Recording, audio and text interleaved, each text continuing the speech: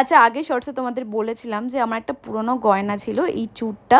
তো এটাকে ভেঙে আমি হলমার্কের একটা সোনা নেব বলে ঠিক করেছিলাম। আর এই সোনাটাকে মেল্ট করার পরে আমি ঠিক করেছিলাম যে আমি নিজের জন্য একটা বালা কিনবো। আর এই দোকানে এত সুন্দর সুন্দর বালার কালেকশন, ভাবছি কোনটা ছেড়ে কোনটা নেব।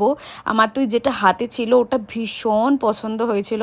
তো আমি যদি নিতাম, মানে একটা বালাই নিতে পারতাম, কিন্তু আমি ঠিক করেছিলাম আমি দুটো বালা কিনবো। আর এই যে হাতে এখন যে বালাটা দেখতে পাচ্ছ, আমি যদি এই দুটো বালা নিতাম তাহলে আমার যে সোনাটাকে আমি গলিয়েছি সেটা দিয়ে আমি এই দুটো বালা কিনে নিতে পারতাম। কিন্তু দুটো বালাই একটু বেশি সরু লাগছিল। তো আমি ভেবেছিলাম আমি মোটা মোটা দুটো বালা কিনবো, এটা আমার খুব শখ অনেক দিনের। কিন্তু ওই মোটা বালা নিতে গেলে আমাকে একটাই নিতে হবে। তো বালা দিক থেকে একটু নজর সরিয়ে আমি অন্য কোনো গয়না দেখতে শুরু করলাম। আর আমার ইচ্ছে ছিল একটা গোল্ড চোকার নেব।